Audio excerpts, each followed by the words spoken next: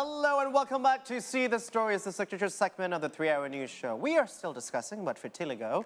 June the 25th is World Vitiligo Day, a global campaign to raise awareness about the skin condition that causes a loss of pigment. Vitiligo causes the skin to lose pigment, resulting in white patches that are more noticeable in people with darker skin tones. Anyone can develop vitiligo at any age, but it typically appears before the age 30 as macules or small, flat, white areas. Now, the exact cause of vitiligo remains unknown, but there's a higher risk for those with autoimmune disorders.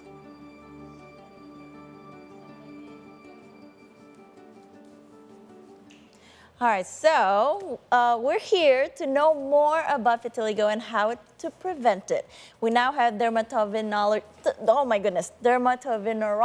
I hope I got that right.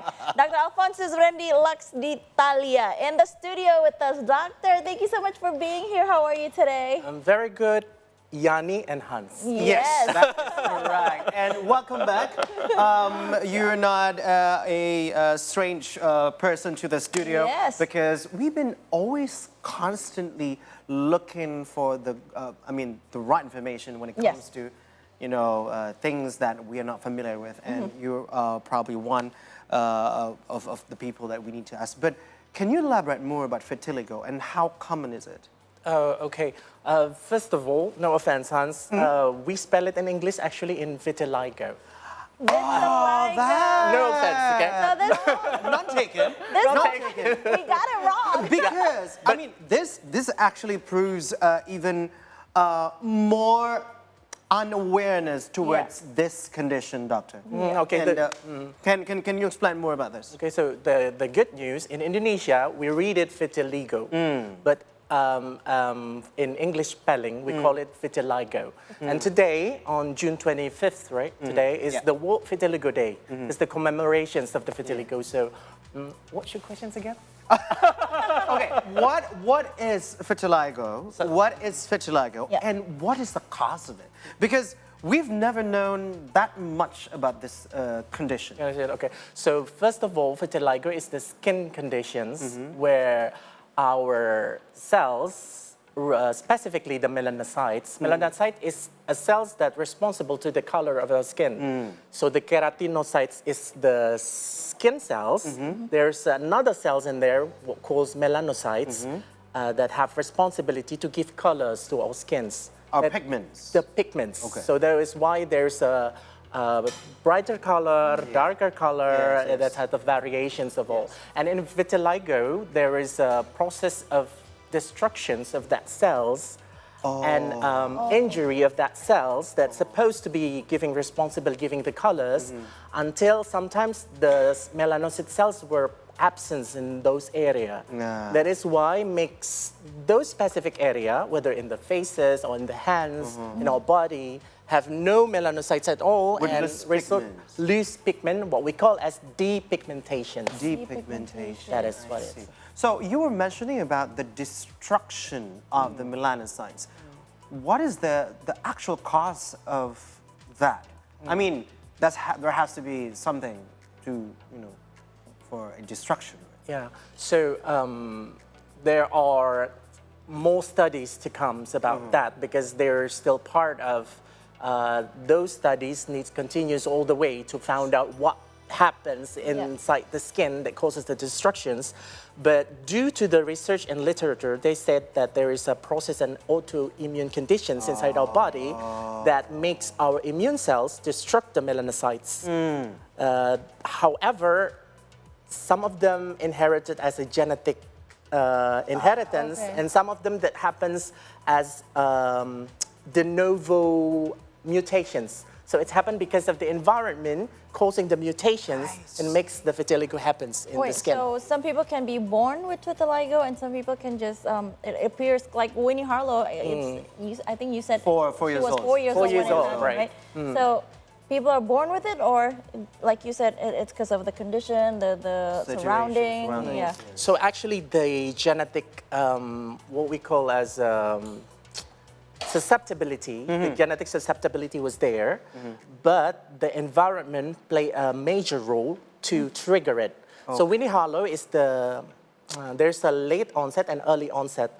Winnie Hollow comes in the 4th year, right? So it's the early onset of vitiligo. That's early still onset. early. So when they comes out in over 13 years old, they call the late onset. So in the case of Michael Jackson, that's It'll be the late The late onset, and there's an early onset. That's quite different because sometimes vitiligo is more to social problems and also confidentiality problems for the persons with vitiligo. Yeah. But now everyone is quite embracing it, like Winnie Harlow. True. Yeah. And then it gives more positive aspects of the vitiligo, as we know now. Right. No. So for vitiligo, you said it's a condition, but is it, I mean, some people say it's a disease. So is it a disease and is it contagious? Okay. Due to literature, they said that 0.3 until 0.5% of people in this world have vitiligo. Oh. But the genetic inheritance, sometimes we don't know. Due to the research, they were not inherited by the Mendelian inheritance. Like the Mendelian, as you know, when you were in high school, when there's a red fruit and a green fruit, and then definitely they're going to be like red and green, how much as a Mendelian, Mendelian inheritance. But in vitiligo, it's quite different because due to the research, only 15 to 20% people with the first-degree relative, like parents or cousins, probably have vitiligo, and then that persons have vitiligo also. Even in the twin, and the same womb, like they not inherit Say as from the same egg. From the same egg, they don't have the same conditions exactly because they have the theory of the novo, like I said, the novo mutations mutation. that happens due to the environment. Okay, so can we get it straight here? It is a condition, not a disease. These conditions. It's a condition, not a disease. Yeah. So it's it is not contagious. Yeah. So let's say there is an onset. I mean, let's say early onset or late onset. Can it be prevented to actually spread out in the body?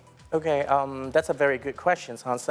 First of all, if the viewer and see today, or probably you have friends or relatives who have a very small patches that's suspected to be vitiligo, you need to go to the dermatovenerologist as soon as possible, because when the patches are still small, we can work out to make it to improve the skin conditions, to make it same with the other surrounding skin. Yeah. Because the basic therapy for the vitiligo is actually the repopulations of the melanocytes.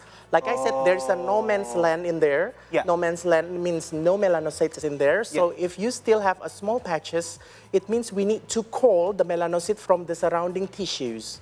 So it's a smaller To multiply. to come there.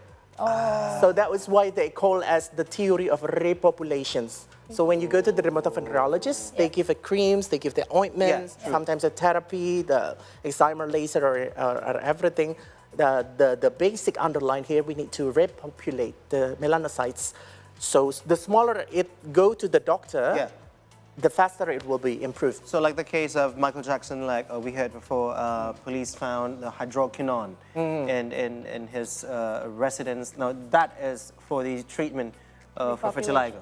So here's the thing about Michael Jackson. It's quite very, what do we call that? Debatable? Debatable conditions because he's not really sharing the medical records, right? Yeah, true. So sometimes vitiligo, there are a few kind of things of vitiligo. There's a local vitiligo, focal segmental vitiligo, and then generalized vitiligo. Okay. So I have a patients which have a vitiligo, a universal vitiligo, which is only, the normal skin is only probably 1 to 10% of her skin.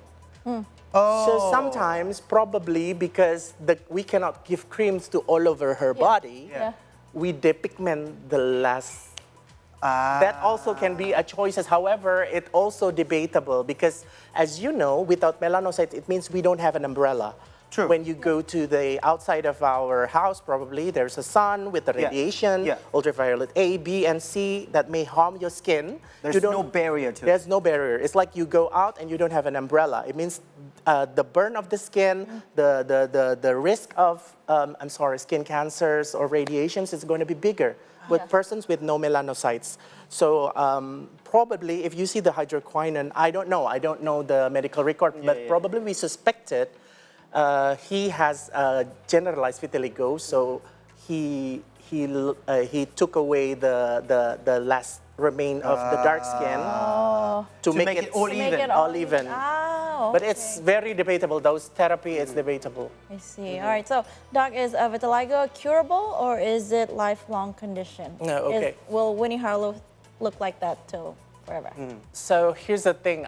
I have a lot of patients with vitiligo and allergic conditions of the skin. I like to say that probably, vitiligo can be assumed with a new perspective like allergic conditions. Yeah. I mean, they cannot be gone, but they can be maintained. If you maintain it, probably when you still have a small vitiligo, we maintain it so it doesn't really widespread. Or even if it's widespread, we can, embrace that, make it at least even more fewer in the faces, so they will have more confidence and all of that. But actually, those conditions apparently is going to be bring for the lifelong conditions. Okay, so this is getting more interesting because actually we just found out that we knew very little about this, and Dr. Rendy is still with us. See the stories. We'll continue to the break, so stay with us right here.